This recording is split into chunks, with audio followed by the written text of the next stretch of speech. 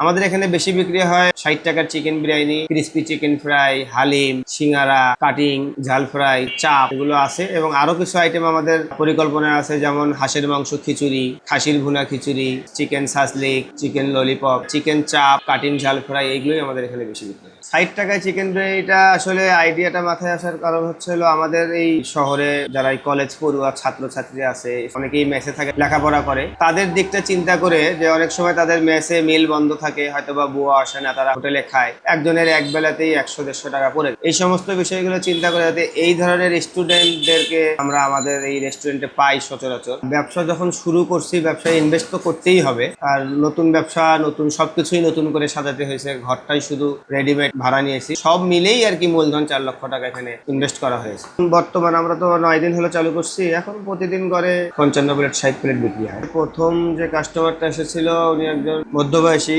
উনি 60 টাকার বিরিয়ানির দামটা শুনেই আর কি আমার এখানে ঢুকেছে। ঢোকার পরে উনি বলে যে আমি একটু আপনার বিরিয়ানিটা টেস্ট করবো। তো উনি খাইলো, খাওয়ার পরে বলছে সাধ্যের মধ্যেই 1 প্লেট বিরিয়ানি খেলাম, আমার খুব ভালো লাগছে। পরবর্তীতে আমি কখনো গাইবান্ধা শহরে আসলে আমার কোনো কাজে বা আমার কোনো প্রয়োজনে আমার সাথে যারা আসবে, আমি আপনার দোকানের খাবারেরই রিকমেন্ড করবো। এই হোটেল ব্যবসাটা আমাদের আদি ব্যবসায়িক বলা চলে। মাঝখানে আমি আর কি ওই খামার ব্যবসায় গিয়েছিলাম। প্রথম অবস্থায় ভালোই ছিল, মাঝামাঝি সময় এসে যখন আমি লসের সম্মুখীন হই, তখন ওটা বন্ধ করে আমি এই যে এখানে এসে এখন সময় দিচ্ছে।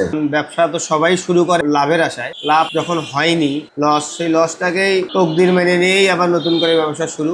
এই যে ঘর নিলাম, ঘর নিয়ে ঘরের কাজ শুরু করলাম, ধীরে ধীরে যখন কাজ সম্পন্ন হলো তখন উদ্বোধন করলাম। উদ্বোধন করেই যেমন সিভিল সার্জন অফিস থেকে আমার কাছে লোক আসছে, এসে বলতেছে আপনাকে লাইসেন্স করতে হবে, মেডিকেল সার্টিফিকেট দেখাতে হবে। একটা দোকান উদ্বোধনের পরের দিনই এই সার্টিফিকেটটা কিভাবে করতে হবে বিষয়গুলো আমার জানাই ছিল না। তো ওখানকার যে সেক্রেটারি সাহেব, উনি আমাকে বিষয়গুলো ঘন্টাখানিক বসে আমাকে খুলে বুঝাই বলার পরে আমি তার কথাগুলো বোঝার পরে সেই সার্টিফিকেট গুলো তৈরির প্রক্রিয়া আমি সম্পন্ন করেছি। আমাদের এই অঞ্চলটা নিম্ন আয়ের অঞ্চল, নদী ভাঙা এলাকা। এই এলাকার মানুষের আয় যেরকম, ব্যয় তার থেকে বেশি। অনেক রিক্সাওয়ালাও আছে আমার এখানে এসে খায়, কিন্তু একটা রিক্সাওয়ালা সারাদিনে 400-500 টাকা ইনকাম করে সেই রিক্সাওয়ালা তার পরিবার পরিজনের জন্য বাজার করে নিয়ে যায়, কিন্তু সে দুপুরে যখন বাইরে খায়, সে যদি ডাল ভাত খেতে গেলেও তার 60-70-80 টাকা, 100 টাকাও পড়ে যায়। তো এখানে আমাদের এই চিকেন বিরিয়ানিটা 60 টাকায় পায়। 1 প্লেট বিরিয়ানি খেলে সে দুপুরবেলা খেলেও অনায়াসে সন্ধ্যা পর্যন্ত আবার সে তার পরিবহন পরিচালনা করে নিরাপদে বাড়ি ফিরতে পারে। সেজন্যই আর কি এই সমস্ত মানুষের দিক চিন্তা করি আমি 60 টাকায় এই বিরিয়ানি। ক্রেতাদের কাছ থেকে